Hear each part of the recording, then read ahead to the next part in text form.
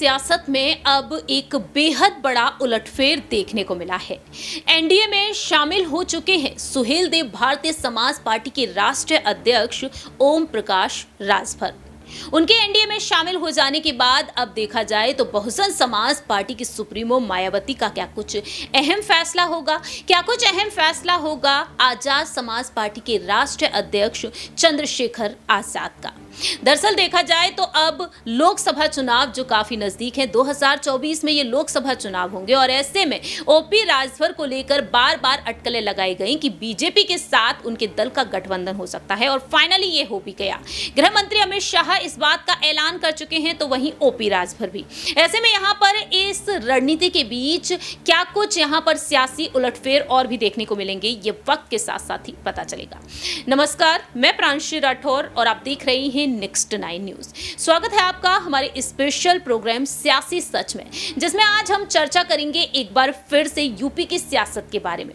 आपको जानकारी दे दें कि ओपी राजभर ने सोशल मीडिया के माध्यम से ऐलान कर दिया है कि एनडीए के साथ अब वह जुड़ चुके हैं, बीजेपी के साथ उनके दल का गठबंधन हो चुका है। गृह मंत्री अमित शाह ने सोशल मीडिया पर तस्वीर को साझा किया। उन्होंने ओपी राजभर और उनके बेटे अरविंद राजभर के साथ की तस्वीर को साझा किया और बताया कि सुभाषपा का एनडीए में शामिल हो जाने के बाद, बीजेपी से गठबंधन हो जाने के बाद अब यूपी में उनकी पार्टी और भी ज्यादा मजबूत हो जाएगी, क्योंकि वोट बैंक यहां पर मजबूत होता हुआ नजर आएगा।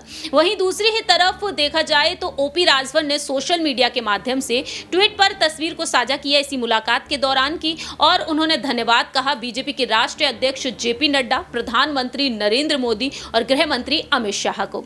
लेकिन इसी बीच देखा जाए यहाँ पर सवाल ये खड़े होते हैं, जो ओपी राजभर दावा किया करते थे जो महागठबंधन हो रहा है, उनका कहना रहा सपा प्रमुख अखिलेश यादव, सोनिया गांधी, नीतीश कुमार अगर मायावती के पास जाएं तो बहुत ही अच्छा होगा, मायावती जी को मनाएं और महागठबंधन के लिए तैयार करें और उन्हें पीएम पद की दावेदारी के लिए आगे कर दें। दलित चेहरा आगे होना चाहिए पीएम पद की दावेदारी के लिए। लेकिन आज ओपी राजभर मायावती का साथ छोड़कर एनडीए में शामिल हो चुके हैं। आपको जानकारी दे दें कि लोकसभा चुनाव को लेकर रणनीतियां तक बना चुके हैं। वह मायावती के साथ फोन पर कई बार चर्चा हो चुकी है। जब मैनपुरी में उपचुनाव हुए थे उस दौरान भी ओपी राजभर ने ये खुलासे किए थे कि उनकी फोन पर चर्चा हुई है मायावती के साथ। उनका कहना रहा कि मायावती के दल को, उनकी पार्टी को जुड़ जाना चाहिए समाजवादी पार्टी से। अखिलेश यादव और मायावती को इस मामले में समझौता कर लेना चाहिए, एक बार फिर से गठबंधन कर लेना चाहिए, जिससे कि बीजेपी की मुश्किलें बढ़ जाएं और बीजेपी सत्ता से बाहर हो जाए। लेकिन आज वही ओपी राजभर यहां पर सुर बदलते हुए देखे गए हैं, जो वाकई में मायावती के लिए कोई झटके से कम भी नहीं माना जा सकता। लेकिन दूसरी ही तरफ कहा जाए, मायावती खुद किसी भी दल से नहीं जुड़ना चाहती थी, लोकसभा, विधानसभा और निकाय चुनाव को ध्यान में रखते हुए।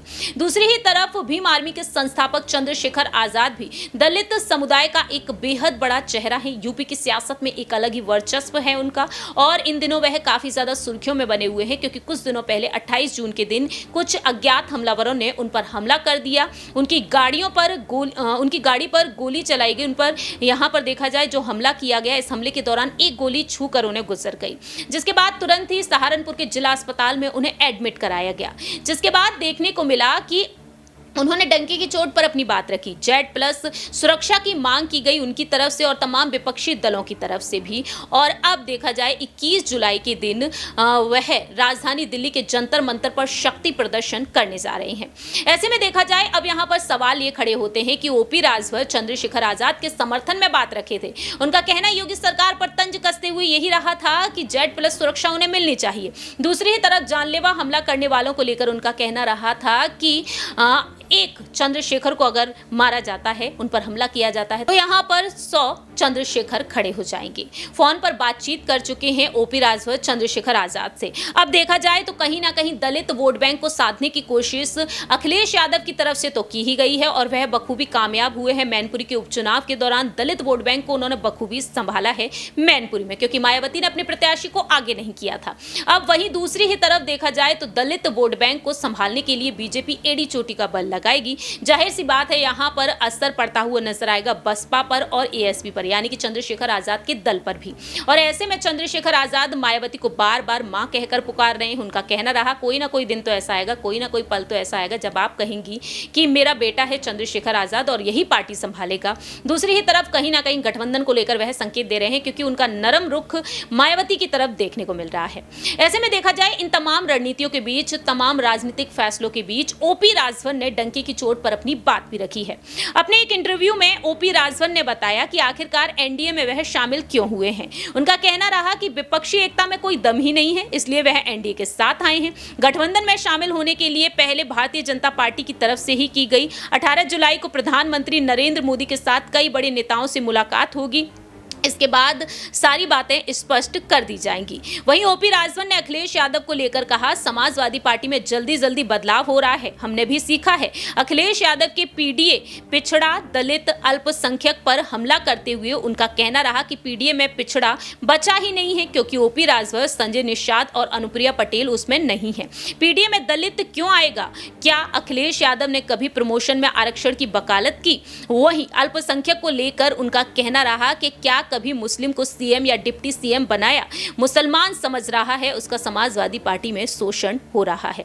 अखिलेश यादव पर तंज कसते हुए उन्होंने ये बातें कही और हैदराबाद और पश्चिम बंगाल तक जा रहे हैं। बगल में बैठे नेताओं से मिल नहीं रहे हैं। अखिलेश के बगल में मायावती बैठी हैं, उनसे नहीं मिल रहे हैं। कांग्रेस और राजभर से नहीं मिल रहे हैं। उन्होंने यहाँ पर सवाल पूछा, क्या अखिलेश यादव को हैदराबाद और पश्चिम बंगाल वाले उत्तर प्रदेश में वोट मिल जाएंगे? तो ये सवाल खड़े कर दिए हैं ओपी राजभर ने, और वह क्या कुछ कहते हैं ये भी आपको सुनाते हैं। जब हमारे सहयोगी ओपी राजभर के पास पहुंचे, हमारे सहयोगी राकेश मोहन सिंह जब ओपी राजभर के पास पहुंचे तो उन्होंने 2024 को विपक्षी दलों को ध्यान में रखते हुए डंके की चोट पर भी अपनी बात रखी। सुनिए जरा।